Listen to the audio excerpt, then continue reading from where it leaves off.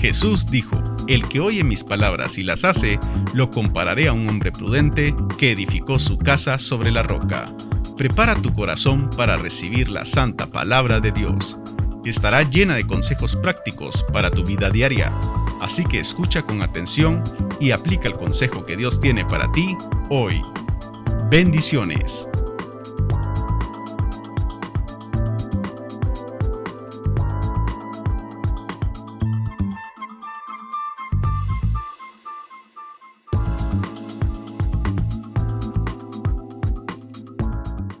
Buenos días, hermanos.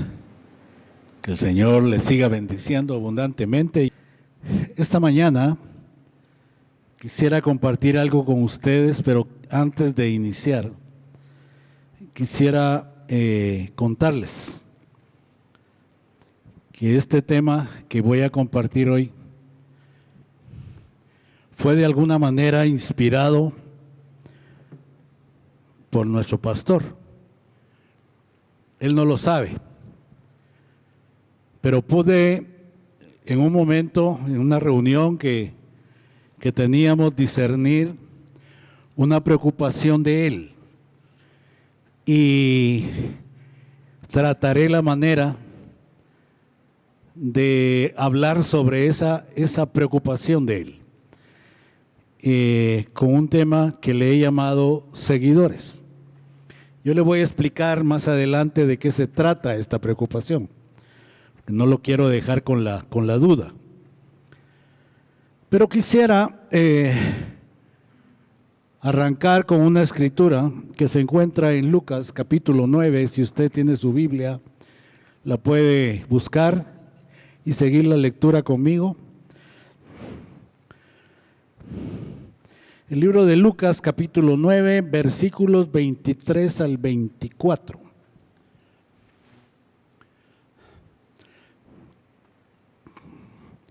Eso nos habla en un contexto en el cual el Señor está hablando con los discípulos, con la gente que se había interesado en lo que Él hablaba y manifestaba, pero les decía algo muy importante en esta escritura. Y les decía lo siguiente: si alguno quiere venir en pos de mí, niéguese a sí mismo, tome su cruz cada día y sígame. Porque todo el que quiera salvar su vida la perderá, y todo el que pierda su vida por causa de mí, quiero que haga énfasis en eso, la salvará. A mí me llamó la atención esta escritura en algunos puntos importantes que ella tiene. La primera cosa que menciona el Señor es: si usted quiere venir en pos de mí. Está dejando la puerta para una decisión. Está diciéndoles: miren, si usted quiere venir en pos de mí, entonces tiene que hacer lo que le voy a decir, ¿verdad? Y dice el Señor más adelante: lo primero, niéguese a usted mismo. ¿Qué significará negarse a uno mismo? Yo lo he interpretado como aquella persona que decide ya no hacer su voluntad, sino la voluntad de quien va a seguir. En este caso, Jesús. Y luego le dice el Señor: tome su cruz cada día y sígame. Cuando yo leí esta parte, mi hermano, esta parte de esta escritura, tome su cruz y sígame. Tomar la cruz muchas veces se ha interpretado como aquello de ay, Señor, un sufrimiento, ¿verdad? Una carga en mi vida que tengo que llevar. Tal vez estás sufriendo en el trabajo que tú tienes. Tal vez estás sufriendo en la familia que Dios te dio. Tal vez tienes sufrimientos en el mismo hogar con tu esposo o esposa. Tal vez tienen deudas, o sea, una serie de cosas. Entonces dice: yo estoy destinado a sufrir, a llevar esta carga en mí. Pero no se trata de eso. La interpretación de tome su cruz significa: niéguese a usted mismo, muera a usted mismo, como murió Jesús en la cruz del Calvario, y sígame. Cada día el Señor quiere que nosotros tomemos esa cruz. ¿A qué se refiere? Dice que nosotros somos llamados a vivir los mismos sufrimientos que Cristo el Señor sufrió. Somos llamados a eso. Ahora, ¿para qué? No es únicamente para hacernos sufrir, sino para que nosotros aprendamos con todo esto, hermano, que nosotros somos llamados a vivir una vida abundante en Él. Esa es la promesa que Él tiene para cada uno de nosotros. Pero eso implica de alguna manera que yo entienda que tengo que tomar mi cruz. O sea, tengo que negarme a mis pensamientos, a mis propias decisiones, a aquellas voluntades humanas que muchas veces yo tengo que poner en el tapete para tomar una decisión, y para mí puede ser que sea la mejor, pero resulta que no he buscado al Señor. No he buscado al Señor para ver lo que Él quiere en mi vida. Y ahora vengo yo y pregunto, en este contexto, cuando tú tomas decisiones o enfrentas situaciones difíciles, hermano, ¿has buscado realmente primeramente la voluntad de Dios? ¿Has buscado realmente el poder decir qué es lo que querrá Dios? No lo que yo quiero, sino qué querrá Dios en mi vida. Cuando uno busca cumplir, hermano, un mandato como el que el Señor trajo a la tierra, cuando a usted le dan una orden en su trabajo, donde sea, a usted le piden algo, ¿verdad? Que usted haga algo. Usted regularmente, pues, busca lo primero, los pasos a dar, ¿verdad?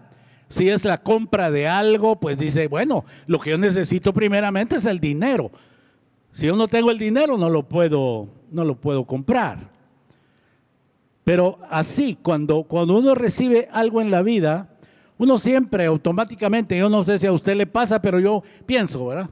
Bueno, me están pidiendo esto, entonces para eso yo necesito esto y esto. Y entre todos esos elementos que yo necesito para tomar una decisión o para hacer algo que me están enviando a hacer, pues hay prioridades también, ¿verdad? Como en el caso del ejemplo que yo le ponía, para comprar algo. La prioridad en ese momento es el dinero. Si yo no tengo el dinero, no lo puedo comprar. Y así pasan circunstancias de nuestra vida. Pues eso mismo le pasó a Jesús. Cuando el Padre lo envió definitivamente a una función, a una comisión a esta tierra. Y usted conoce la historia. Usted sabe qué fue lo que el Señor le pidió a Jesús que viniera a hacer. Y dentro de todo eso, por supuesto, implicó un sacrificio, implicó su cruz, implicó su muerte, implicó ese sacrificio tan hermoso que nos ha dado vida y que nos quiere dar vida en abundancia. Ahora, ¿qué hizo Jesús cuando yo me puse a buscar? ¿Qué hizo? ¿Qué fue lo primero que hizo Jesús cuando inició su ministerio? Cuando iba en pos de ese llamado que Él tenía para venir. ¿Sabe qué hizo? Buscó aprendices. Fue lo primero que hizo. Por supuesto, Él ya había pasado el bautismo de Juan, usted se recuerda la historia. Pero cuando Él inicia su ministerio, lo primero que hizo fue buscar aprendices. Personas que quisieran aprender de Él, pero no solo aprender, sino personas que quisieran seguirle. Por eso le he llamado a esta predicación los seguidores. Y Él dice que escogió a varias personas para que cumplieran el propósito. Ahora, ¿todos respondieron? No respondieron todos al llamado. No fue una situación como quien dice, Él como era Dios, hecho humano, los iba a convencer de una vez para que aquel que le pusiera el ojo viniera detrás de Él. No pasó eso. Algunos pusieron excusas. Algunos pusieron, no puedo porque fíjense que tengo que hacer esto. No puedo porque tengo familia. No puedo porque, en fin, tantas razones y usted las puede encontrar en la palabra de Dios cuando Él hace el llamado a los discípulos, a los seguidores. Entonces dice Marcos 3, 13 al 15. Nos lo menciona de esta manera. Dice la palabra del Señor: después, dice, Jesús subió al monte y llamó así a los que él quiso. Y vinieron a él y estableció a 12. Él llamó, pero al final estableció a 12. Yo no sé cuántos llamaría, pero llamó a 12 para que estuviesen con él y para enviarlos a predicar, y que tuviesen autoridad para sanar enfermedades y para echar fuera demonios. Este mismo relato se encuentra a lo largo de los evangelios, y en ellos se repite varias veces la palabra sígueme, sígueme. Ahí quiero establecer yo una diferencia en cuanto a lo que nosotros en la vida, en nuestro caminar cristiano, podemos llegar a ser y cuál es el deseo de Dios. Porque nosotros podemos tener nuestra propia interpretación de lo que nosotros pensamos que estamos haciendo bien, pero estamos dejando por un lado el llamado de Dios a seguirle, y eso es bien importante. Esto nos dice que el propósito del Señor por el cual los escogió y llamó no solamente fue para enseñarles. En ese periodo que pasó con esas personas, no solo fue para enseñarles, sino fue para que le siguieran. Los evangelios nos relatan también algo que es muy importante. Dice que ellos tomaron la decisión de dejarlo todo. Ahora, Dios no le está pidiendo en este momento que usted deje todo, que usted se vaya. Si es su llamado, pues gloria a Dios. Pero lo que el Señor le está pidiendo es que lo siga y que manifieste su caminar como Él anduvo. El llamado de Jesús les hizo en esa oportunidad, dije, no solo era para enseñarles, sino para que lo siguieran. Enseñarles que lo primordial era llevar al Señor en su corazón y su ejemplo para que ellos vivieran, para que ellos caminaran, para que ellos manifestaran a un Jesús en la tierra y para que pudieran continuar la obra que el Señor vino a hacer a esta tierra. O sea, no se trata únicamente, hermano amado, de decir, bueno, sí, yo estoy siguiendo a Jesús, pero ¿qué estás haciendo? ¿O qué has pensado hacer para continuar el llamado que Dios tiene para ti, para seguir el propósito por el cual Él vino a esta tierra? La obra que Él vino a hacer a esta tierra. Le dejo esa pregunta en su corazón para que usted la reflexione. Este proceso de aprendizaje le llevó al Señor, hermano, 3 años. 3 años constantemente con esta gente. Estoy hablando de 24 horas al día, 365 días al año. No fue únicamente una clase que yo puedo llevar de discipulado una vez a la semana. No, fue un trabajo que implicó otras cosas con estas personas. Y eso es lo que muchas veces no se hace. Yo no sé cuál es tu concepto de discipulado, pero yo he aprendido el discipulado a través de esto que te voy a mencionar.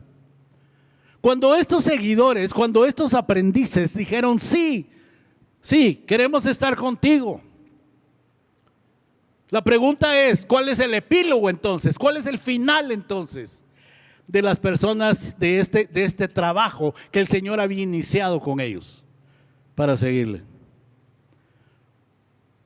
El fruto, el resultado, es una palabra que nosotros conocemos como discípulos. El Señor no nos ha llamado únicamente a ser creyentes. Gloria a Dios que tú eres un creyente, pero nos ha llamado a ser discípulos. Ahora vamos a ver ¿qué significa esto de ser discípulo? El discípulo es un aprendiz. Pero cuando el proceso termina, cuando el proceso finaliza, que a veces se lleva toda la vida, hermano, toda la vida. Yo quiero mencionarle que yo tengo 30 y pico de años de estar en el Señor. Yo continúo el proceso de discipulado. Yo continúo ese proceso. Uno nunca deja de aprender en Dios. Siempre está tras aprender de Él. ¿Cómo lo aprendemos? Cuando se enfrentan las circunstancias en tu vida, por ejemplo. Oh, ¿qué hago? Cuando viene la pregunta a ti, ¿qué hago aquí? Entonces viene la respuesta, la primera pregunta: ¿qué haría el Señor? ¿Qué haría el Señor? Tengo que aprender. ¿Qué haría el Señor en esta situación? Cuando terminó el proceso con estos aprendices, viene la famosa escritura que nosotros conocemos mucho y que se encuentra en Mateo 28, y que alguien le puso la gran comisión, ¿verdad?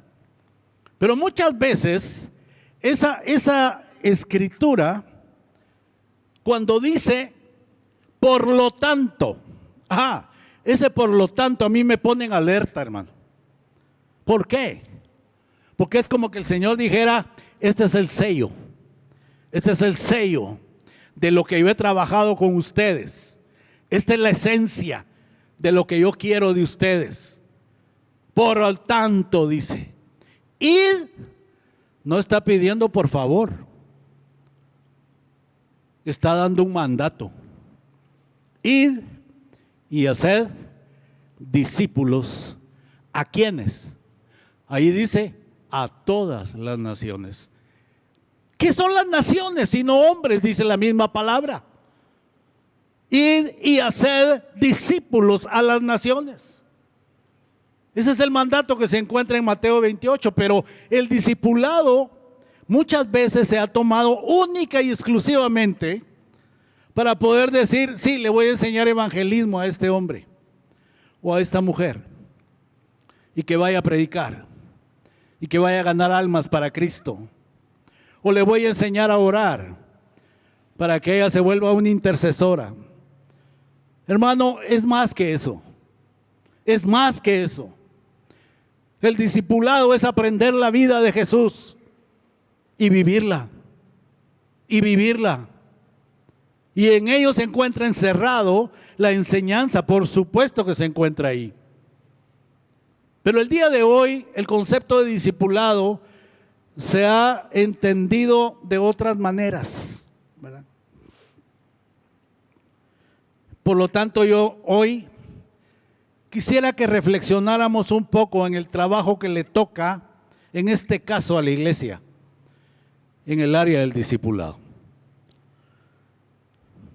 La mejor forma que nosotros podemos encontrar es la forma que usó Jesús para poder discipular.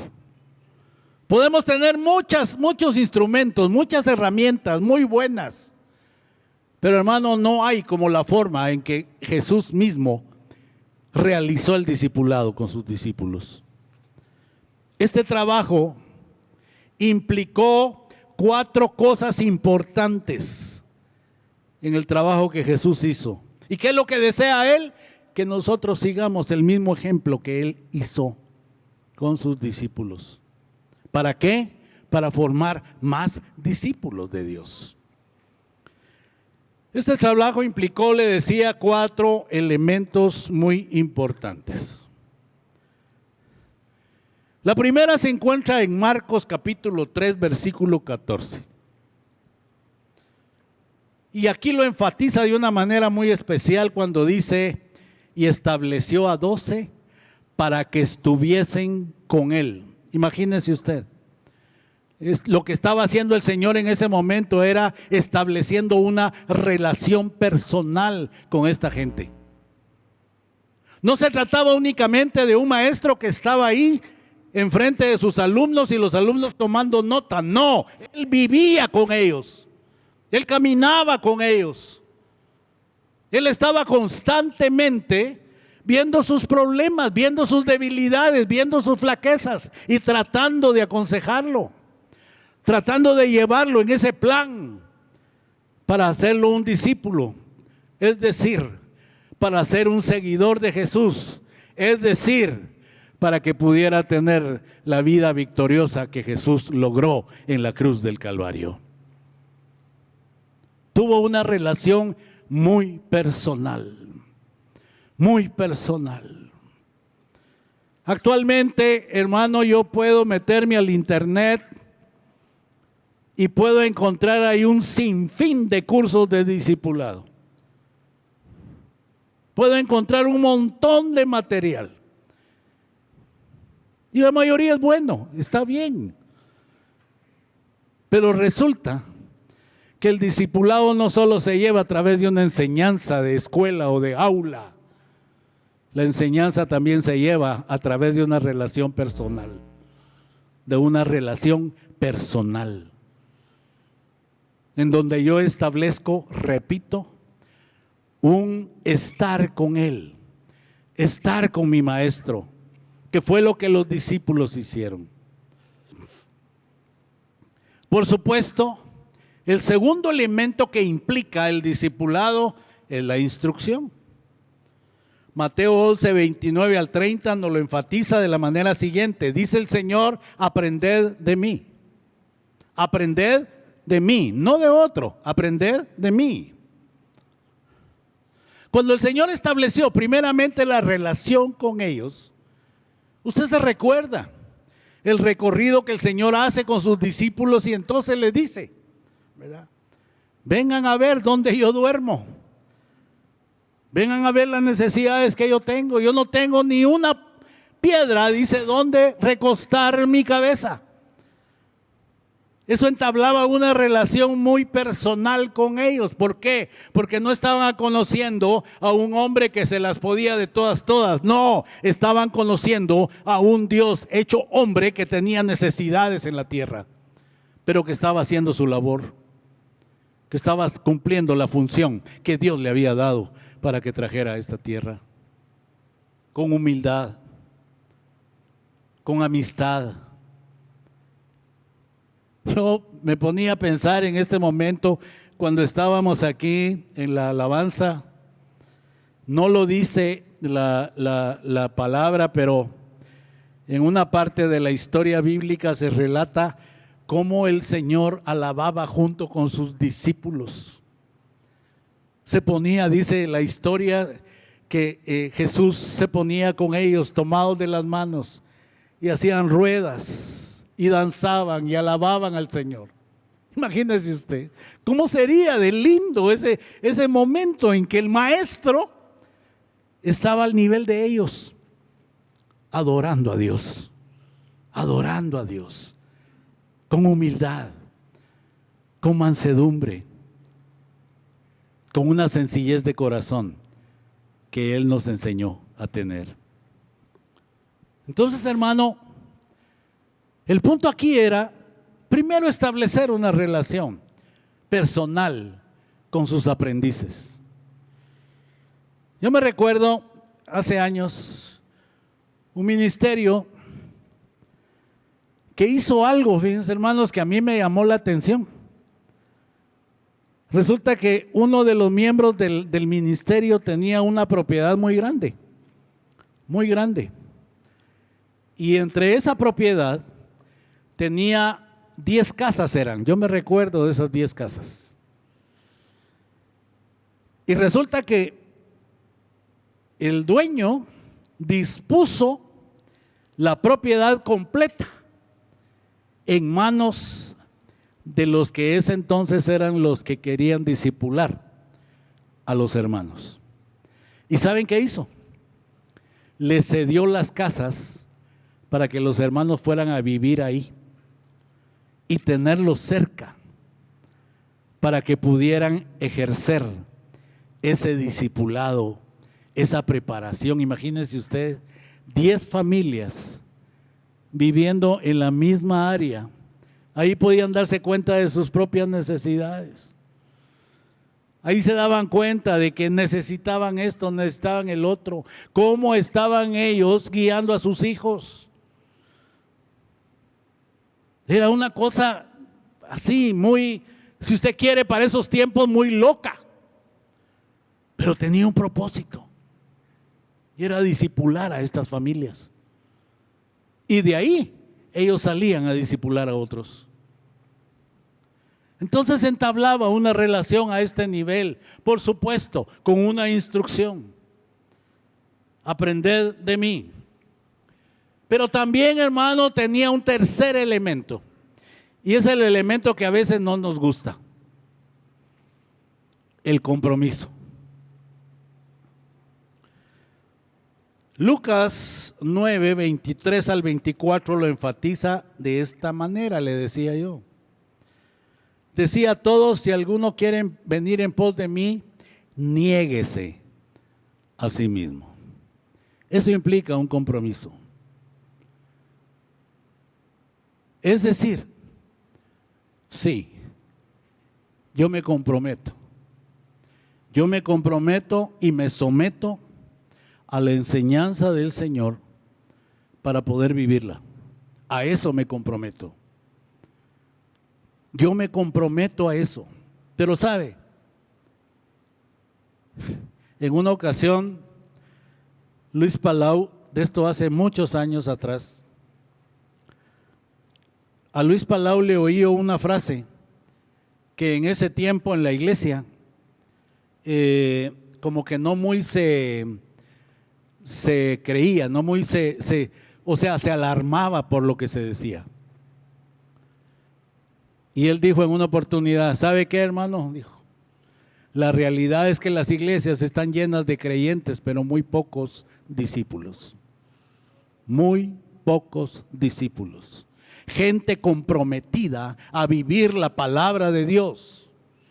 Gente comprometida a ser agentes de cambio en una necesidad, en una sociedad, que está tan necesitada de los principios del Señor para poder vivir. Por eso es que vemos tantas situaciones difíciles en nuestro país y en el mundo, porque no hay gente comprometida a seguir.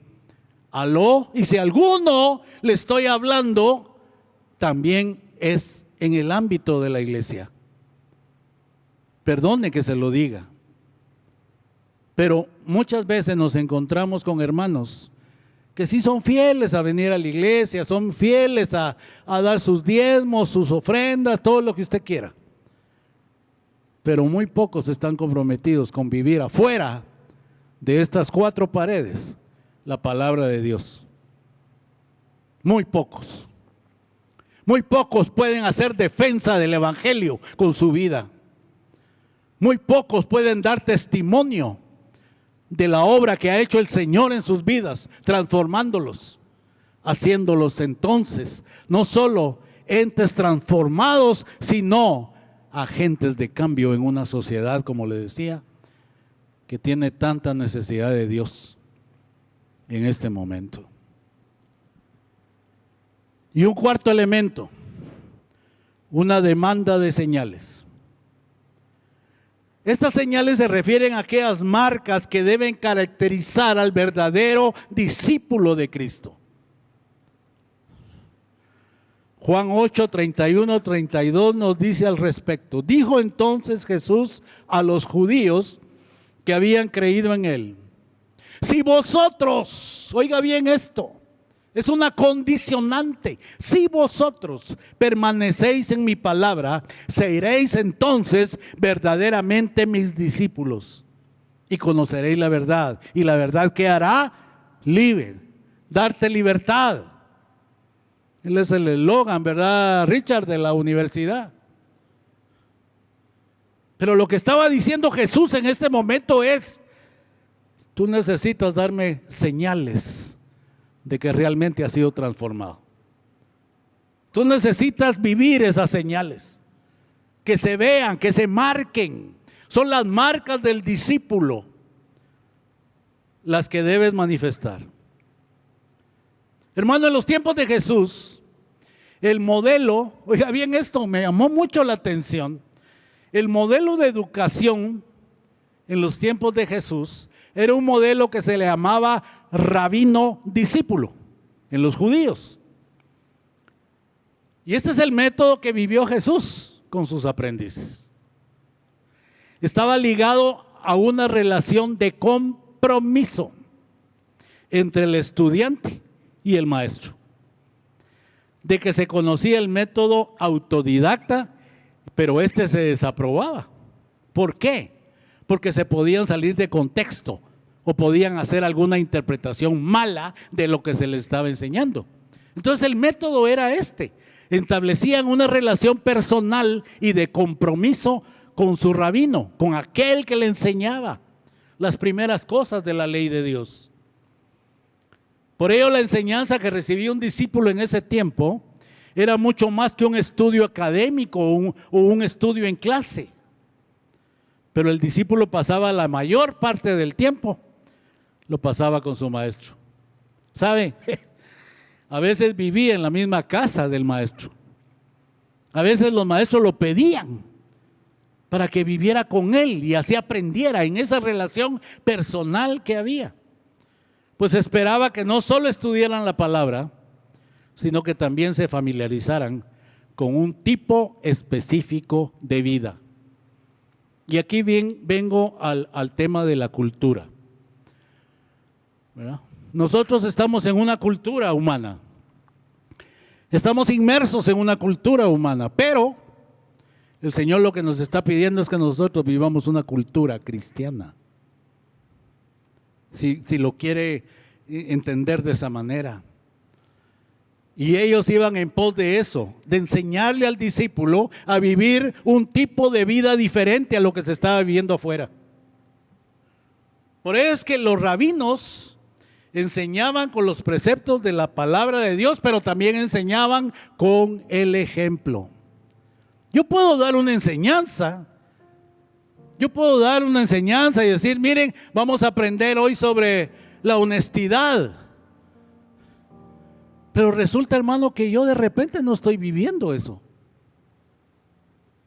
No soy un buen ejemplo. No lo soy. Entonces, ¿qué puedo enseñar? Si esto que se ha encerrado aquí no solo es palabra muerta, sino que es palabra viva. Entonces yo tengo que enseñar vida. Entonces, hermano, el seguir al maestro significa aceptar su enseñanza, caminar detrás de él, siguiéndolo. ¿Y qué se esperaba de ellos al final? Que se volvieran maestros, que se volvieran discipuladores para discipular a otros. Entonces, hermano, ser discípulo, el llamado es no solamente ser creyente, sino ser discípulo. ¿Qué significará esto? Vuelvo a repetirle: luchar por parecerse cada día más a Jesús. Ya lo decía por allá Efesios 4:13, usted se recuerda de esa escritura: hasta que todos lleguemos a la unidad de la fe, al conocimiento del Hijo de Dios, a la estatura de un varón perfecto. Hasta que todos lleguemos. No estamos hablando de una enseñanza nada más teórica. Estamos llamados a retener una enseñanza que nos lleve a una vida diferente. Manifestar el reino de Dios al mundo, manifestándolo usted y yo primeramente en nuestra propia vida.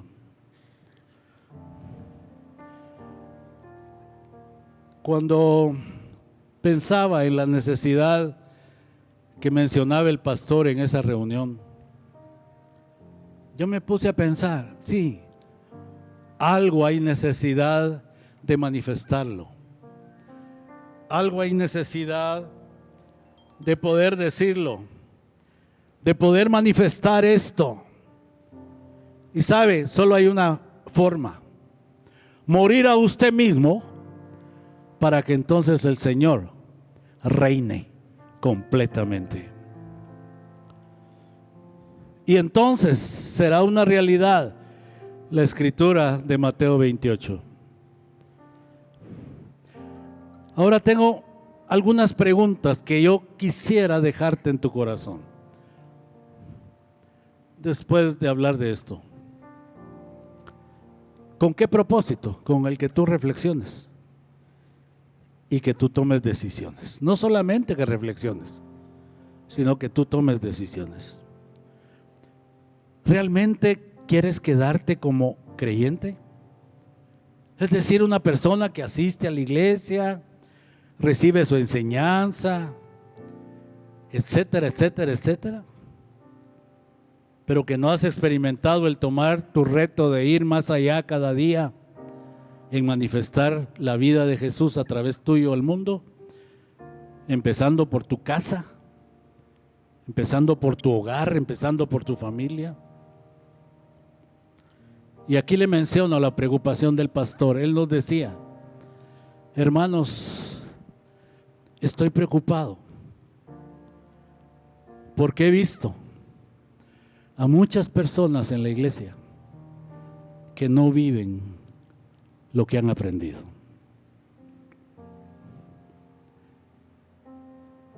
Y yo lo pude interpretar, hermano, en base a la escritura que se encuentra en Hebreos capítulo 13, versículo 17, en donde dice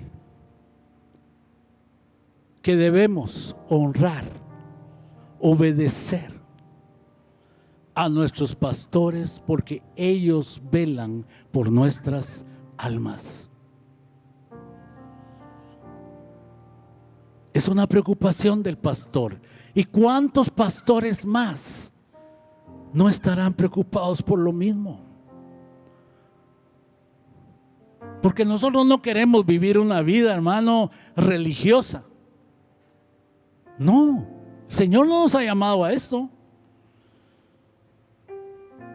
El Señor nos ha llamado a vivir una vida plena en Él, siguiéndolo a Él y manifestándolo a Él en todo lugar. ¿Has tomado la decisión de declarar que Jesús no es solamente quien te salvó, sino que decidiste que fuera el Señor de tu vida? Y al hablarte de que sea el Señor de tu vida, es que tú te estás poniendo como súbdito y estás declarando que Él es tu rey y Él es el que gobierna sobre tu vida. ¿Lo estás viviendo? Esa es una pregunta que debemos hacernos constantemente. Mira, yo me la hago. Yo llego delante del Señor y digo: Señor, ayúdame a tener luz sobre que yo estoy viviendo tu vida. Yo no quiero vivir mi vida. Yo quiero vivir la tuya, lo que tú me has enseñado. Por eso fuiste a la cruz del Calvario. Por eso diste tu vida, para iniciar con la salvación. Pero yo no quiero vivir mi vida, hermano. Ya tuve muchas equivocaciones cuando yo no tenía al Señor en mi corazón. Ya lo decía Ricardo hoy, ¿verdad? ¿Cuántas veces hemos estado cayéndonos, hemos estado tomando decisiones erróneas y no hemos buscado al Señor?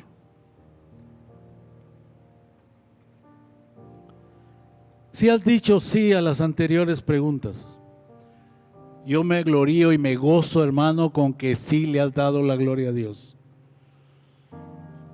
Estás en la lucha. No lo vamos a lograr de un día para otro, no. Pero sí tenemos que hacer el esfuerzo día a día, en cambiar, en manifestar más a Jesús. Pero si no has tomado estas decisiones en tu vida, creo que es tiempo que lo hagas, hermano.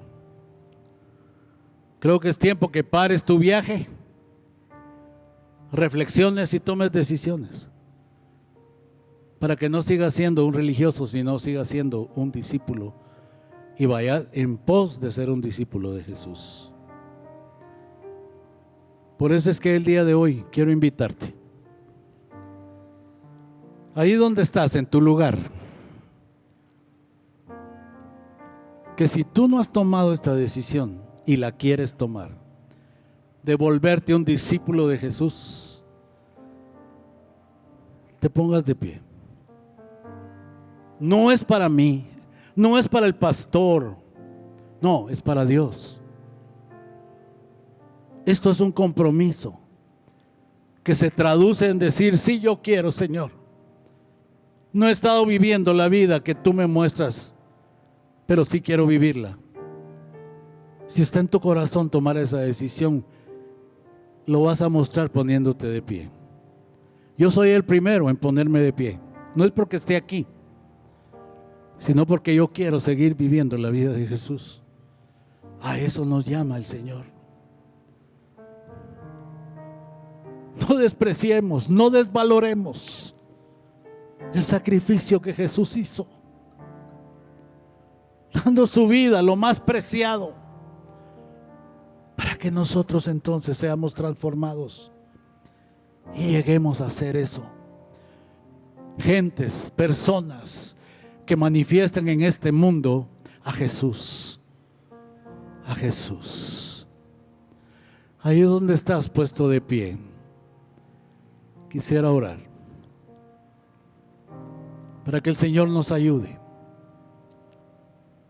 para que el Señor siga dando la oportunidad y la fuerza, hermano, para que nosotros vayamos en morir cada día a nuestras voluntades, a nuestras decisiones, y vayamos en pos de la voluntad agradable y perfecta de Dios para cada uno de nosotros. Gracias te doy, Padre, en el nombre de Jesús. Amén y amén. Si este mensaje fue de bendición para tu vida y quieres saber más del contenido de esta y otras actividades, puedes visitar nuestra página web www.masquevencedores.org.gt o bien puedes seguirnos en cualquiera de nuestras redes sociales. Gracias por sintonizarnos.